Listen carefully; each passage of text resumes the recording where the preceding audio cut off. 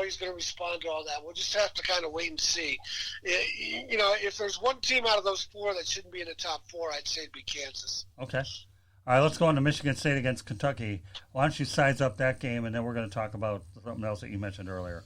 Go ahead, size up Sparty against the Wildcats. Well, the interesting thing about Michigan State is, last year they went to the Final Four, even though they played from December 31st on without Josh Langford, their shooting guard. Right. And that put a lot more of a burden on Cassius Winston, their point guard, to score. Langford came down with a stress fracture in his foot, and he kept thinking that he might come back later in the season, but it just never healed. He ended up missing the whole season. So he had surgery, I think maybe in late February or so, when they realized it wasn't going to heal. And they were banking on him rehabbing over the summer and coming back this year, which would be his senior year, even though he missed half of his junior year. But they just announced on Tuesday that his foot is giving him trouble again. I'm not sure if he has to have surgery again or not, but he's definitely out. They say he's out until January. Wow. And so they were banking on him probably more last year than this year. And when I say that, Aaron Henry came on real strong in the NCAA tournament last year, playing a small forward position as a freshman. He's the one that Izzo yelled at, got criticized for yelling at on TV. He's probably going to slide into the shooting guard spot, and then they have other guys that can play that small forward. So definitely they'll miss Langford, don't take me wrong, because he's a very good player. But I think they missed him more last year than they will this year, assuming they can play with that same cohesive play that they had last year, that when they got on a run and made it to the Final Four. All right, since we're talking ACC basketball, I'm going to throw a couple of names at you right now.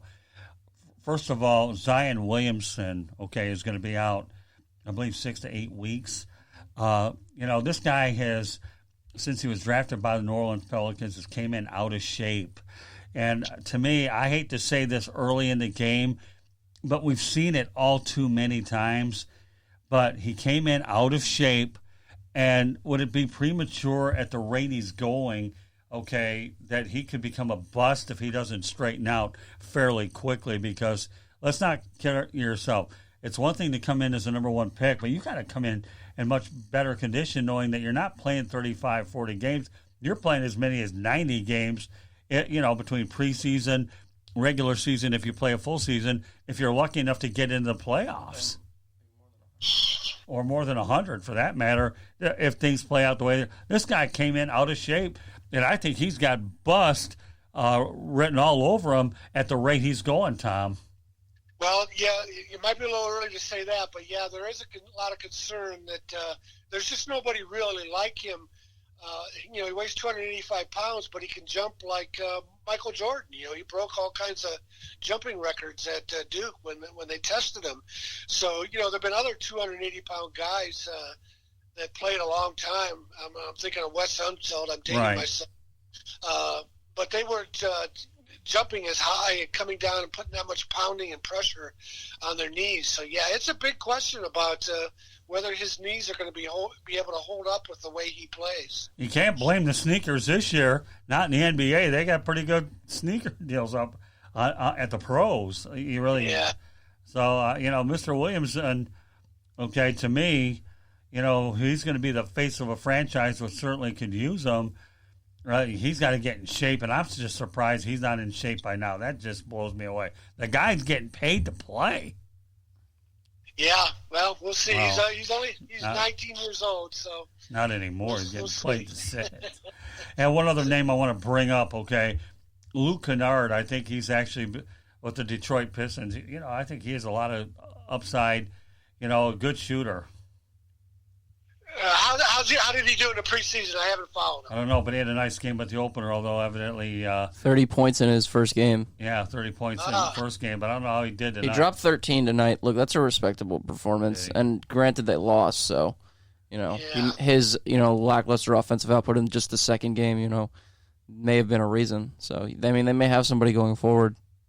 Yeah, that's interesting. I always thought he should have stayed at Duke another year. I didn't think he was ready, and obviously that proved the case because he spent some time in the G League. Because I think you can always get better with another year of college and maturity. So I don't know. We'll see. I wasn't high on him last year. You can prove me wrong. No, that's okay. Hey, listen, you know what? For an NBA player to gain respect from me, they've got to show it. And I know Lewis is laughing at me. You got to show it to me for 2-3 years in a row, and not just be a one-hit wonder for 1 year. You really do. I don't. I mean, not obviously the first year, the travel, the pace of the game is different. You're playing against men, not boys, and the competition's better. But you've got to show it to me a lot more than what some of these guys do. And I don't know. Bill Winters came on our air last night on his show last night, and he wasn't singing the praise of Mr. Williamson. That's for sure. He was not. So. Yeah, interesting. Yeah, well, 6 to 8 weeks. He's going to have to start getting in shape, like you say. He's going to have to find some other methods. So for Tuesday night, what do you got lined up for us on Tuesday Night Sports Exchange? You get to go back to the pigskin. We'll get back to lots of football, that's for sure. One thing I'd like to talk about is next week is Army and Air Force play. That's the second leg of the Commander-in-Chief's Trophy. Navy beat Air Force in the first round. So those games, these guys that volunteer to serve their country when we have this endless war on terrorism, as much credit as they get, I don't think they can get enough credit. They just it just takes a lot of commitment and courage to do what these guys do.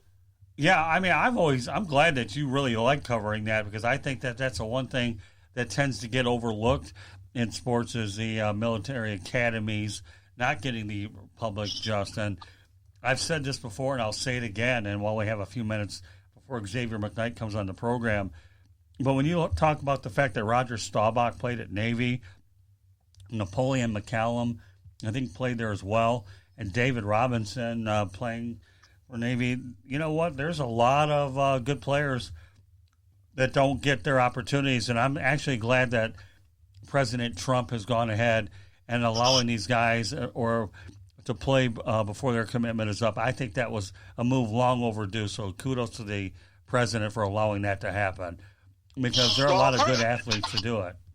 Yeah, well, a perfect example of how Staubach has been such an ambassador for Navy is he won the Heisman Trophy in 1963, and his rival quarterback at Army was a guy named Rollie Stickway, and they played two epic games in 63 and 64.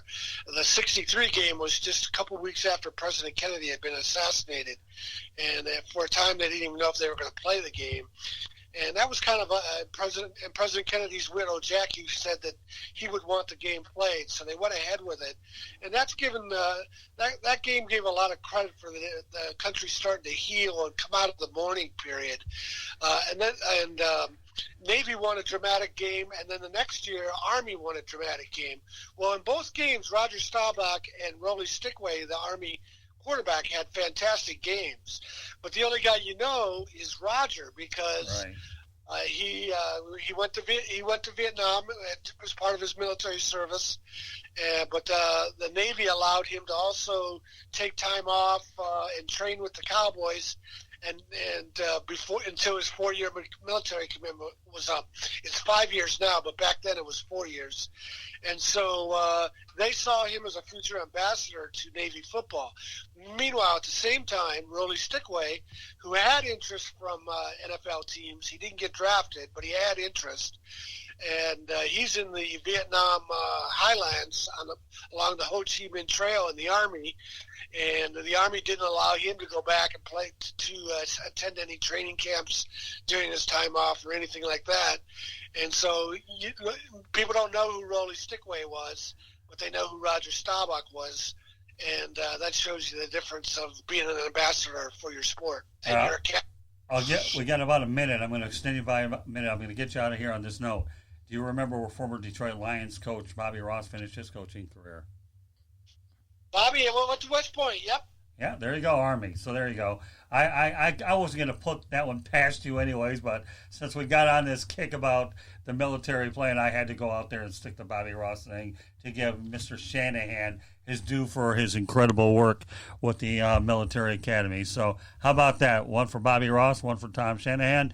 Go out there and all right. So I'll expect the majority of what you have to talk about on Tuesday surrounding about the military academies. How's that sound, Tommy? Yeah, sounds good. Follow me on Twitter, everybody out there, Shanny4055, and visit my website, ShanahanReport.com. And not only that, you'll be able to see Tom Shanahan's stuff every so often on SouthFloridaTribune.com, right, Tommy?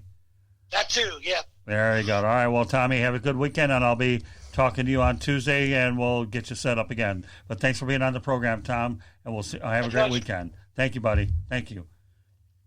All right, Lewis, so what's your take on, I know you don't follow ACC basketball a lot, but obviously as you become more familiar with it, okay, the Miami Hurricanes play in the ACC as well.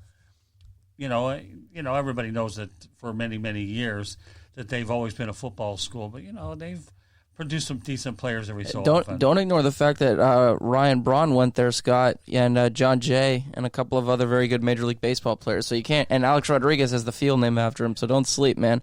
But yeah, no. The point he made about Coach K, and I never knew that either. I mean, again, he's someone I've always seen, on SportsCenter and heard talked about. I love that idea of having those Division II teams come in there and play.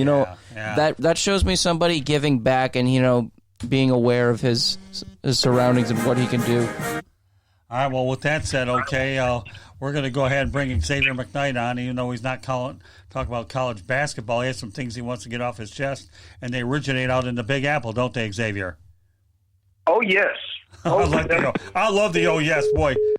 If that wasn't emphatic, I don't know what was. And it'll be emphatic again when he comes back. All right, we'll try to get the emphatic part out again with Xavier McKnight, right, Xavier? Yes, my apologies for that. Were you so emphatic that we lost your? Were you so emphatic that we lost your connection? Okay, about how you can hammer the Jets. You better show me some compassion there, McKnight. Go ahead. Most definitely, the New York Jets. I just don't know what to say. It's one thing to say that them losing to the New England Patriots on Monday Night Football at home was an absolute embarrassment. However, we have to always consider this. It's the Patriots, it's Belichick, it's Brady.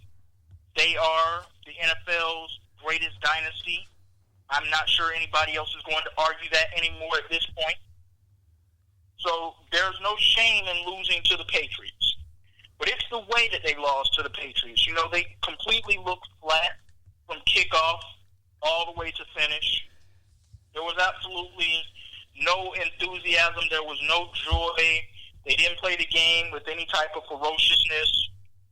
The biggest one that absolutely gets me is the decision that was made to decide that we are going to put a microphone on Sam Darnold for Monday Night Football against the reigning world champions and the greatest dynasty in the NFL of our lifetime, the New England Patriots.